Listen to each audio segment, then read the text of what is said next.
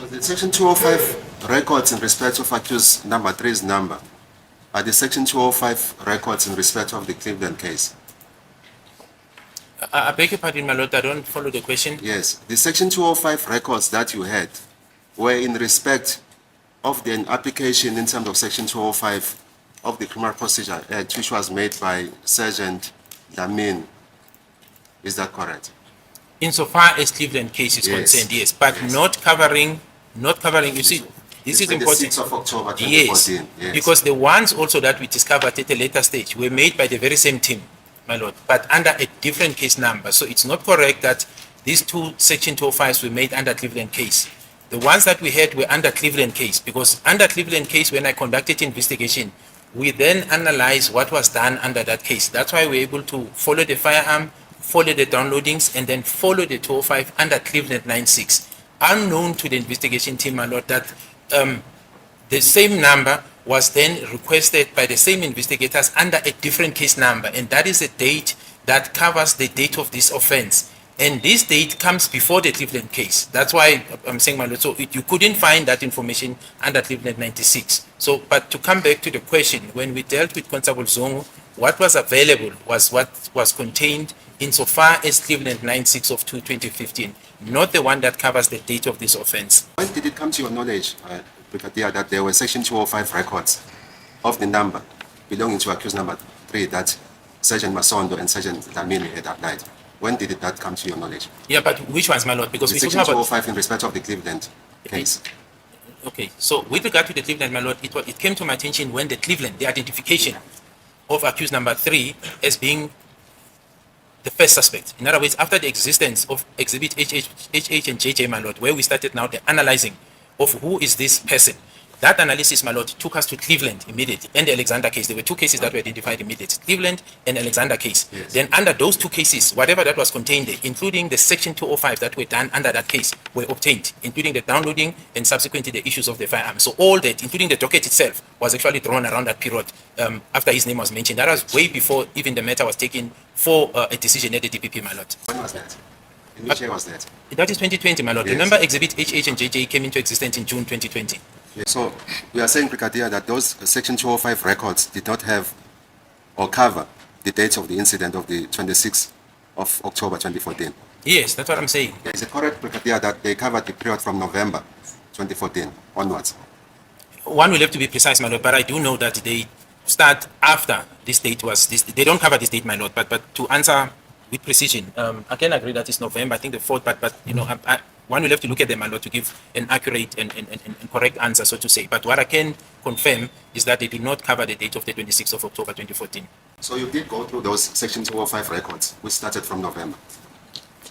My lord, I think I've testified. But yeah, you did go through and you realized that they did not cover the period of the 26th of November 2014.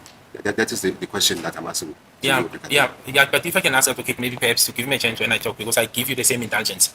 My lord, I indicated that I can confirm, I've confirmed this part, that the Section 205s under Cleveland 96 of 2015, I do know that they don't cover the date of this offense. They start at a later stage. What I'm unable to say to this court, my lord, is the exact date, but I can confirm that it is after. That I've confirmed because there was an analyst who reported to me, because the date of the incident was crucial to me. So, but there was a cell phone analyst, that is Kenneth Stein, who was working with this thing.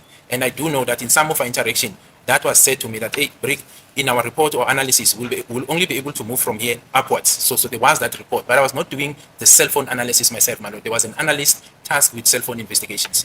If there's one answer I cannot stand, not answer, if there's one sentence I cannot stand when the Brigadier says it, it is, my lord, I think I already talked about that. I think I already dealt with that.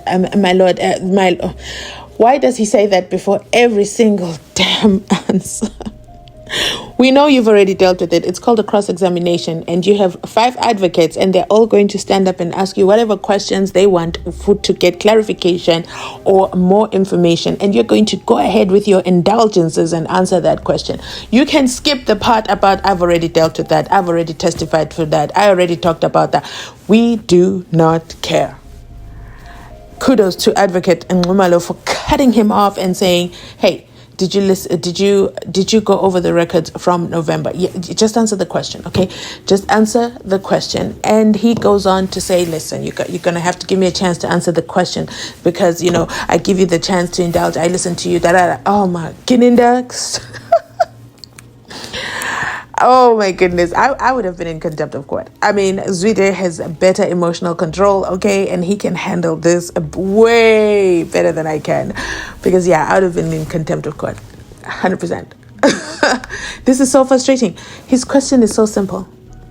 And this question just requires a yes or no. And then we go through a whole thesis with the Brigadier. But you know what? Let's continue listening on. Let's find our patience. Let's do our breathe in, breathe out exercises so we can get through the Brigadier's responses. Brigadier, when you notice that the Section 205 records did not cover the period of the incident of the 26th of October 2014, what did you do? My lord, what you try and do, which was already known, it was just an effort which we tried to do, hoping that perhaps we can get some remedy, was to engage the networks and see if they can authorize or go to their archives insofar as the records of 2014.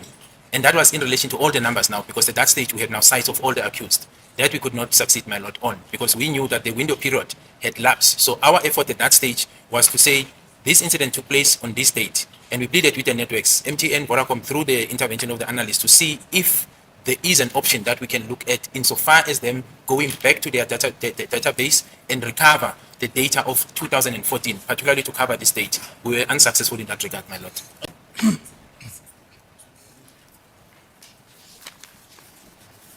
I just want to understand this, Brigadier. You also testified that it came to your knowledge about the existence of the Section 205 records in respect of accused number 3's number at the time when you were consulting with the state. I beg your pardon, I don't understand the question. It came to your attention, the Section 205 records of Miss Pinky Vitilinger.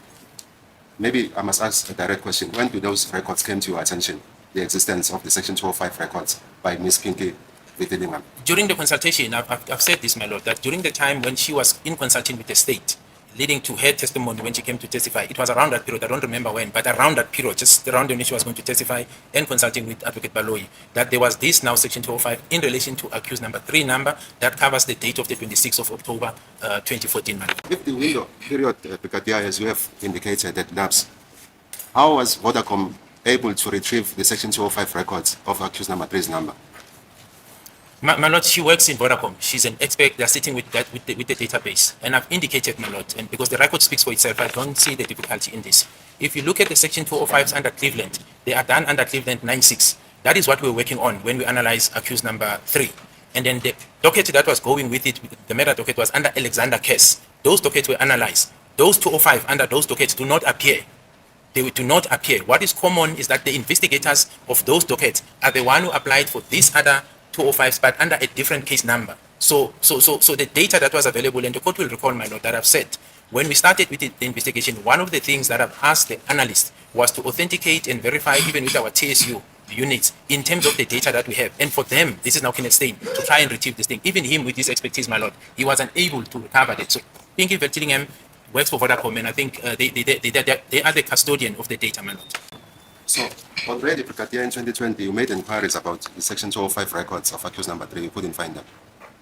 No, we found them, my lord. I just said in now. 2020, I mean in 2020. Yes. You made inquiries. And we found them. What we did not find is the ones insofar as this date, the date of the incident. Okay. When Cleveland case 96 of 2015, my lord, I've just said it, was identified.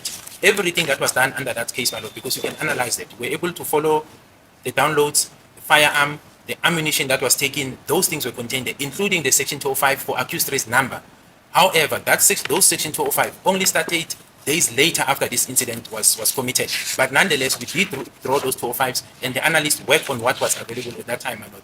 The ones that came to our knowledge when Ms. Pinky Vertillingham testified came later, because we did not know about them, my lord. That's what I'm saying. And they were contained under a different case number, not under Cleveland case number. The different case number of phosphorus, if my recollection is correct, was used, not this case number of Cleveland, my lord. In terms of the Section 205 records of accused number 3's number, which is exhibit DD5F Roman figure 1.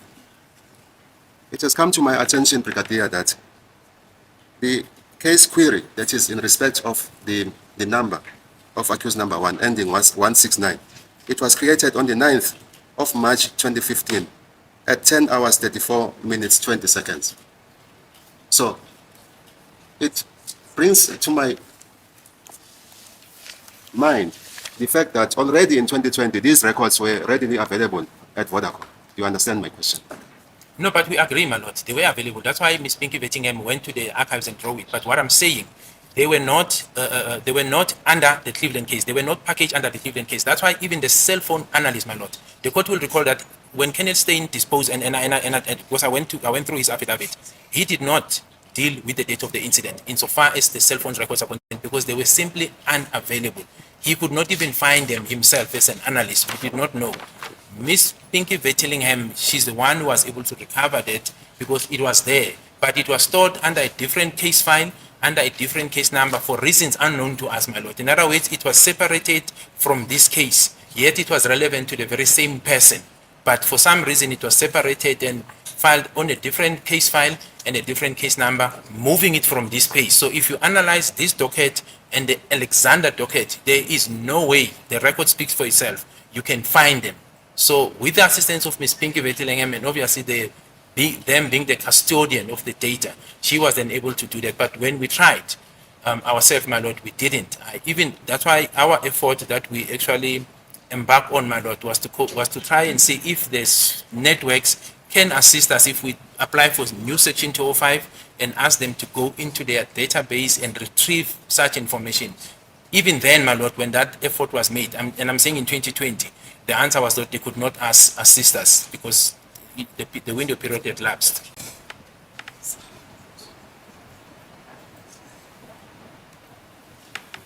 My lord, I see that accused number 4's hand, my hand is up. May I approach him? Yes. Thank you. As I like to say, saved by the bell, in this case, saved by accused number 4 raising his hand, because, oh my goodness, Brigadier Gininda and his long explanations are painful to listen to. They require patience, okay? They require additional patience. And this week, we are not getting any breaks, okay? We are doing a full week with this man, okay? He's got no exam. He's got no other court cases to go to. He's inside Brigadier within. So we got to find our exercises. We got to breathe in and out as we listen to the good Brigadier. I'm going to ask a very good question. Guess what? He didn't get to finish his question or finish his thought process because guess who jumped in and interrupted him? You're not going to believe it. The very same person who said, don't do this. You know, I must speak and let me speak so that I can understand each other so that you don't get lost when I'm answering your question. That same man, yeah, him, the Brigadier. He interrupts NXUMALO, so NXUMALO doesn't get to ask his question, but he had already stated, it has come to my attention, and I love that he said that. Oh, I love it. It has come to my attention, the case query, it was created on the 9th of March, 2015 at 10:34 a.m., okay? So it brings to my mind that these records were readily available at Vodacom. And I agree with him because guess what? If it's the 9th of March, 2015, whatever the Section 205 application was, there's no way that the time had lapsed because this is from 2015. So the data was there. But you know what? Let's end it here. We'll wait for NXUMALO to go and speak with the accused number 4. He comes back and then he switches topics, which I absolutely love. We need those brain breaks with Gininda. We absolutely do. Okay, I'm going to end this video here. Remember to like, comment, and subscribe. You already know 3 times. Like, comment, and subscribe. Share the video as well.